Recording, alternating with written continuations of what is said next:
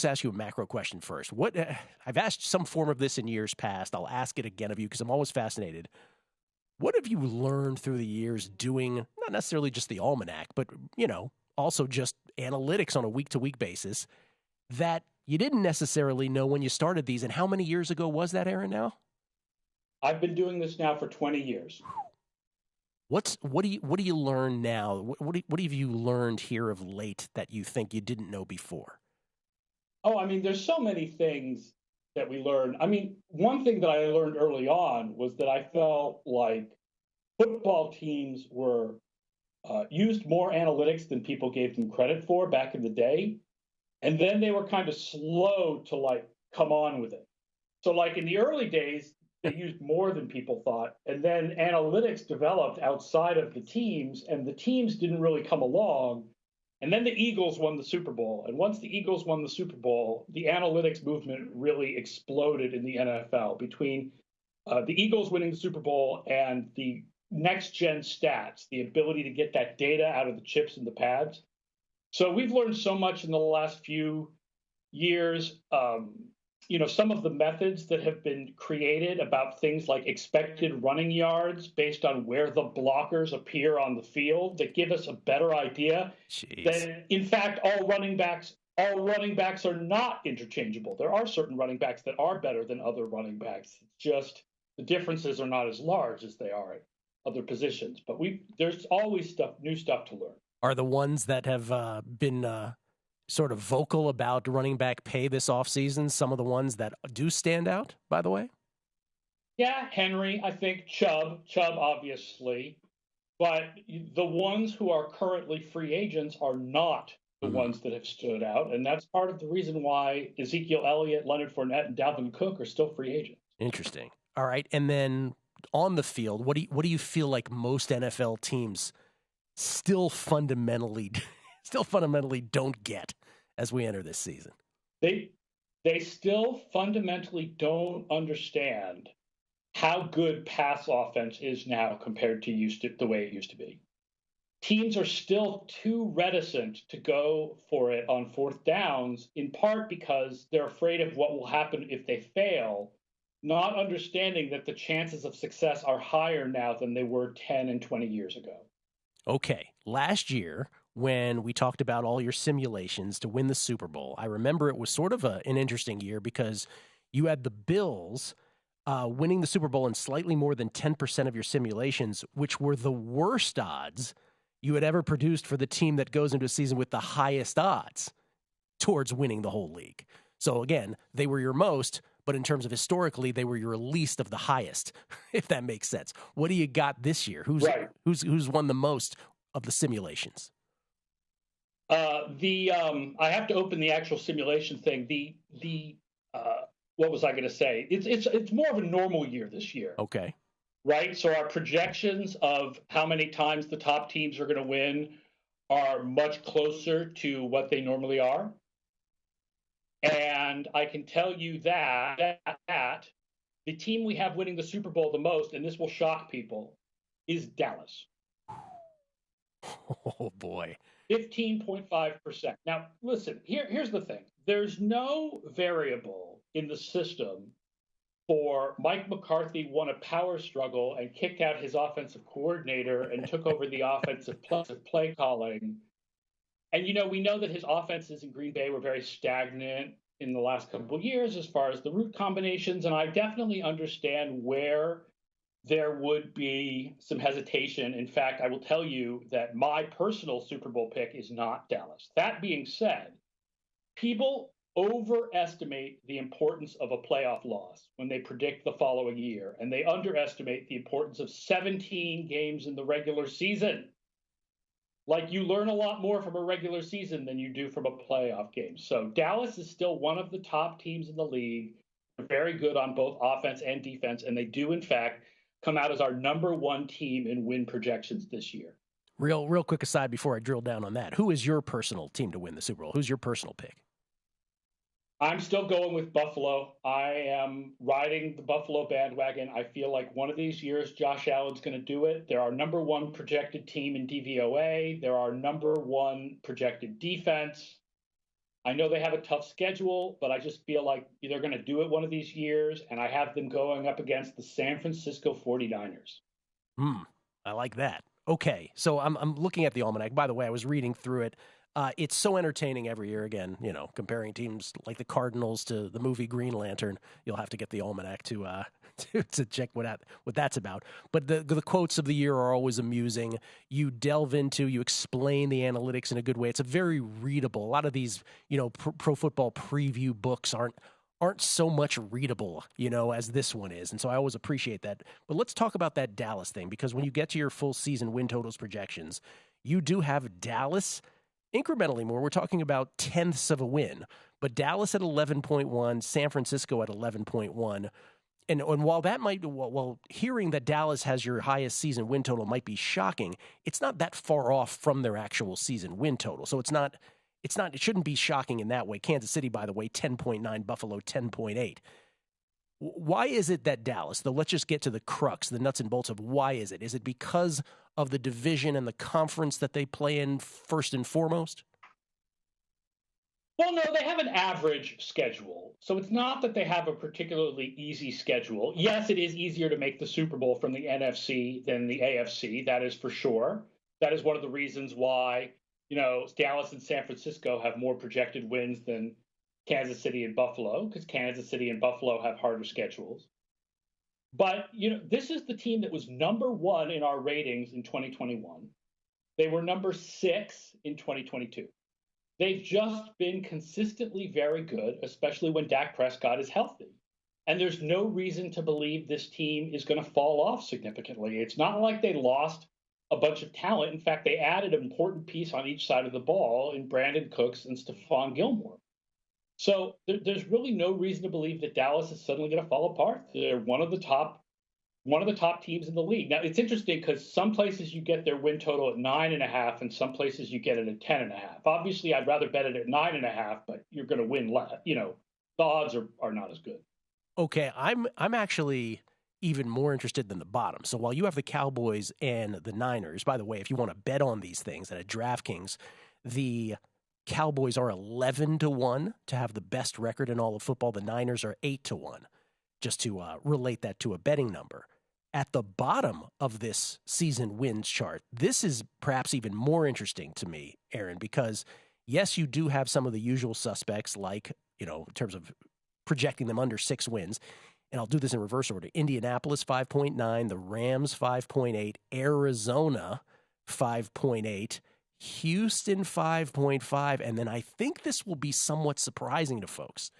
The Bears, who are darlings of some here this offseason, you don't see it that way at FTN. You've got them as the worst at 5.4.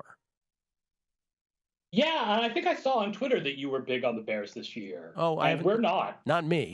Yeah. No, somebody maybe you were quoting. Maybe. Their defense is terrible. Their defense is terrible. It'll be a little bit better now that they signed Yannick Ngakoue. That's not included in the book projections. But their offense, look, a lot of it is Justin Fields has been a terrible passer for 2 years. And I know about his rushing ability, and I know that we all want to believe in him turning things around. Here's the wacky thing to me, the Justin Fields MVP talk. Let's imagine that in order to be MVP, Justin Fields has to be an average passer. Like, he's so good running that he only needs to be an average passer. Do you know how many quarterbacks in the last 30 years have been as bad at passer as Justin Fields for 2 years? Oh, no. And then above average in the third year? One. Jeff George in 1993. That is it. Sorry, in 40 years, not 30 years. Our numbers go back 40 years. So it is just really rare to be as bad a passer as Justin Fields and get your act together, even though, yes, he has DJ Moore now and the offensive line should be better. And we believe that he has talent. And it would be fun. Like, I want to be wrong, but it's just very rare. The Bears to have the fewest wins in all of football this year, 25-1 at DraftKings. So they're like the 13th team on the board, 25-1. So if you buy into what Aaron is talking about right there, specifically about Justin Fields, 25-1 on the Bears to have the worst record in the National Football League. I shouldn't say worst record, fewest wins. Let me be clear about that on the Chicago Bears. We'll come back. So much more to talk about with Aaron for the FTN preview this year, the FTN Almanac, how you can get the Almanac, first of all, and then Coach of the Year thoughts, and the curious case, first of all, his favorite season win total, his favorite prop of the year, and the curious case of a couple teams in the NFC North we want to get into. It's Gil Alexander, always a treat when Aaron Schatz stops by, the pioneer, may I say the pioneer in football analytics? The pioneer, yeah. Yeah. Man read Bill James. I'll give myself a pat on the back. There you go. You read Bill James as a kid. You're like, no one's doing this for football. I think I'll do it. There it is. There's his life synopsis right there in one sentence. Tell people, if you would, how they can get the FTN Football Almanac 2023. Right. So it's a little different this year because I've left Football Outsiders. And so the Almanac is with FTN. And you can get that at ftnfantasy.com. Look for the picture of Patrick Mahomes. He's on the cover of the book. Or you can go to nflalmanac.com. That will also get you to the page that describes the book. And if you want a sample, there's a sample chapter that is free to download about the Atlanta Falcons. So that's free if you need a sample of the book and what you are getting. It'll be on Amazon soon. Right now, it's the electronic version that's available, the PDF. Since you bring up the Falcons, let me just go off the sort of a range here for a second. A lot of people, this is just anecdotally, we have a lot of people who have, football guests. We have people at this network. A lot of people like the Falcons based on the division. Are you as high on them?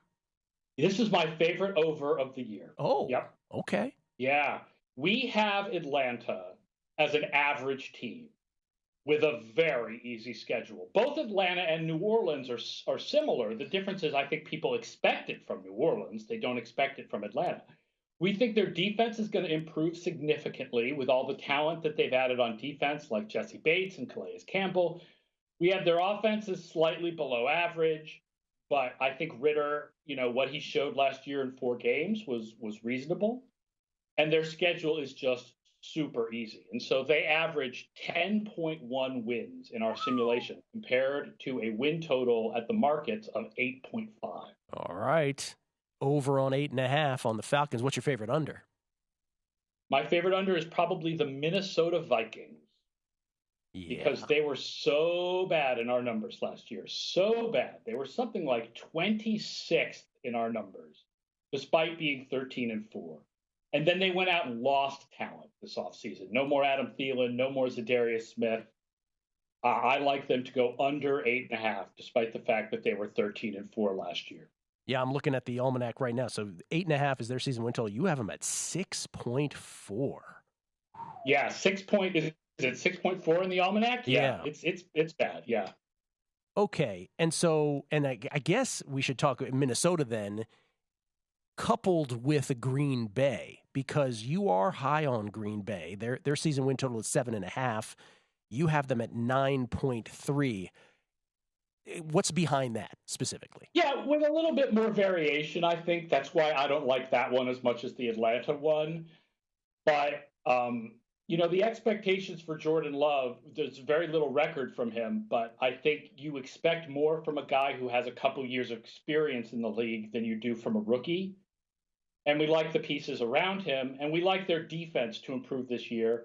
And then I talked again about schedule strength. Atlanta and New Orleans have the easiest schedules by far, but the third easiest schedule belongs to Green Bay, partly because we're not as high on Chicago and Minnesota as other people are. And therefore, we like Green Bay to go over 7.5. Yeah. And if you buy into what Aaron is saying at 9.3, there's alternate ways, of course, to bet this.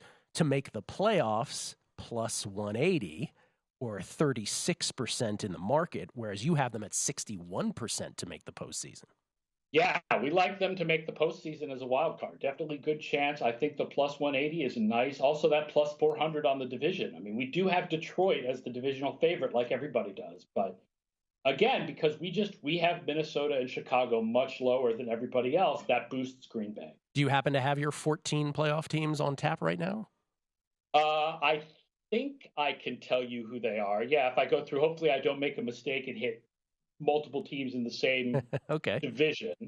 But I believe it would be Dallas and San Francisco, Atlanta, and Dallas, San Francisco, Atlanta. Which division am I leaving out? Well, That leaves out the North, which is Detroit. yeah. And then the wild cards would be Philly, New Orleans, and Green Bay. Okay. So no Seattle in there. No Seattle in there, although they're the next highest team. Okay. And then for the AFC, Kansas City, Buffalo, Cleveland, and Jacksonville, with the wild cards being Cincinnati, the New York Jets, and Baltimore. Yeah, I was going to ask you about the Jets, obviously, since they're the team of the offseason, if you will, ready to embark on Hard Knocks here this week on HBO. So you have them as a wild card. So the most surprising thing in there is that you have the Eagles and the Bengals as wild cards, deferring to the Cowboys and the Browns. Okay. Yes, but heavier with the Cowboys than the Browns. The Browns and Bengals are very tightly close together in the projection. That's the best division in the league. We have the entire AFC North has an average projection over 9 wins. What's at play with the Browns, if I might ask? We like their defense to improve, the talent that they've added. Their offense has been good. Here's the thing, you got to believe in sample size. The fact is the sample size of the Cleveland offense being good with not such great quarterbacks is 3 years, except the last 6 games of last year. And the sample size of Deshaun Watson being good is like his whole career, except the last 6 games of last year. So what do you believe in more, those huge sample sizes or just the last 6 games of last year? You have to believe more in the larger sample sizes, which is Kevin Stefanski runs a good offense. Deshaun Watson runs a good offense. Now they're working together.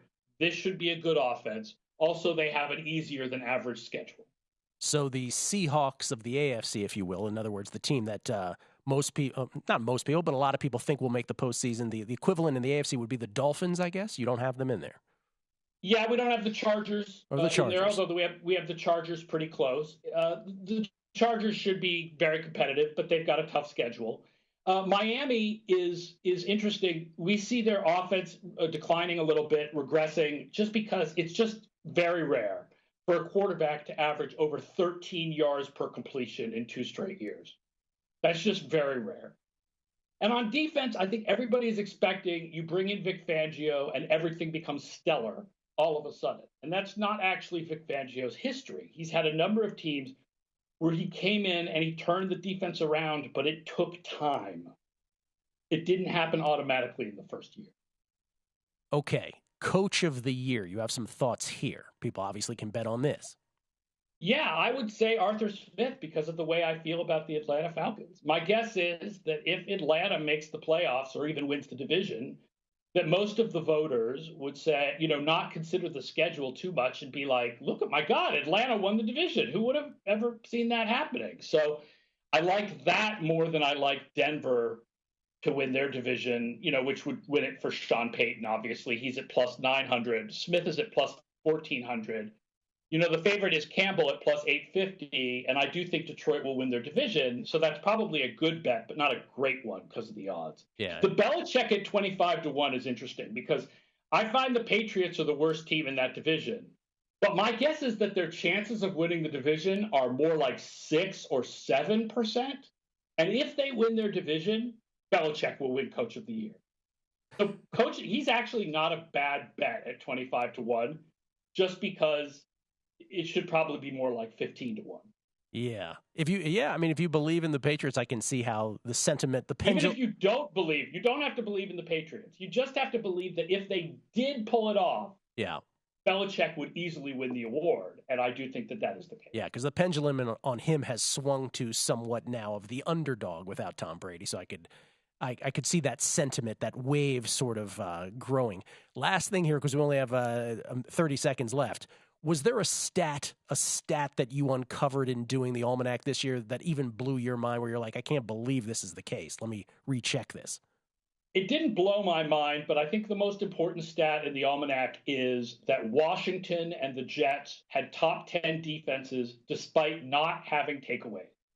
And that means it is much more likely that their defenses will stay good this year. because their defenses will have the takeaways this year that they didn't have last year. And I know you like to hear that about Washington. I sure do. And, of course, they drafted Forbes, who was known for takeaways in college. So hopefully that translates to the pro game. Aaron, always a pleasure. One more time, how they get the Almanac, everybody.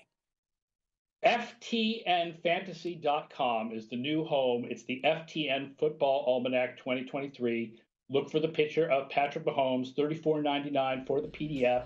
The Amazon copy will be available in a couple of days for $39.99 for a printed book, but go to FTNFantasy.com for the PDF and the free sample chapter of the Atlanta Falcons. Congratulations again, Aaron. Appreciate you coming on, man. We'll talk quarter mark of the season. How about that? Talk to you at the quarter mark. You got it. Go to VSiN.com/subscribe to become a VSiN Pro subscriber today.